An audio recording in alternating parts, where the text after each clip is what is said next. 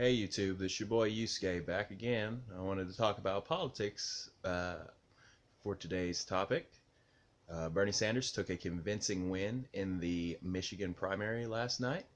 It was somewhat of an upset because all of the polling had indicated that Hillary Clinton was going to win decisively, and that is not what happened. Um, I think this is largely due to a larger than expected turnout for that primary. I also think it's due to the fact that some college students specifically stayed home from spring break in order to support Bernie Sanders and his campaign to kind of upset the Democratic establishment. Now, this still means that Bernie Sanders is a little bit behind. Hillary Clinton was able to sweep all of the southern states, and since the Democrats award their delegates proportionally, she has a sizable lead, and it makes it hard for Bernie Sanders to catch up in these close races. But I wanted to talk about what would happen if he ultimately doesn't win the nomination.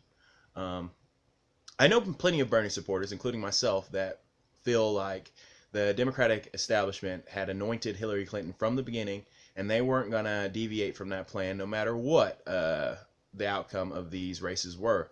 As you know, they advertised the super delegates as part of her total when we all know that they don't make up their minds until the convention. So that's just another example of the media being in the tank for Hillary and kind of appointing her as the nominee as opposed to her fighting a spirited campaign on the issues. We all know Hillary Clinton has problems as a candidate. We know what those problems are. I'm not going to rehash those now. But I wanted to talk about her supporters and what they might do to lose her the general election if, in fact, she ends up being the nominee. I spend a lot of time on blogs and websites and in comment sections, because politics is my thing. I enjoy that. It's a good hobby of mine. And from what I have gathered as a Bernie supporter is that Hillary Clinton supporters are not only arrogant in the sense that they assume she's going to be the nominee, but they're downright condescending to Bernie Sanders supporters and mean and vicious for some reason. And I think largely that has to do with the fact that Bernie Sanders supporters are attacking Hillary Clinton on the issues that she is attackable on. There's no secret that she's under FBI investigation. And these are things that the Republicans can use to damage her during the general election campaign. Now, we know the Republicans have their own problems and they're having their own divides over candidates like Donald Trump and Ted Cruz. But the reality is that Hillary Clinton has a very high unfavorable rate among independents, and I think the independents are the ones that are going to decide this election. So as Democrats, we should be working together to build a larger coalition to kind of push back at that. A lot of us don't like Hillary Clinton, but most of us would hold our nose and vote for her if we felt like that was the best thing to do for the country. What isn't palatable, though, is the attacks from Hillary Clinton supporters on Bernie Sanders and his supporters.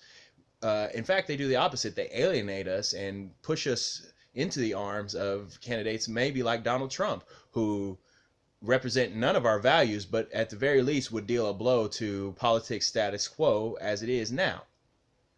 So my advice to Hillary Clinton supporters is to watch your tone, be more conciliatory and respectful of Bernie Sanders supporters, and maybe we can work together to try and beat back what is sure to be a spirited challenge by the GOP candidate, no matter who the nominee is.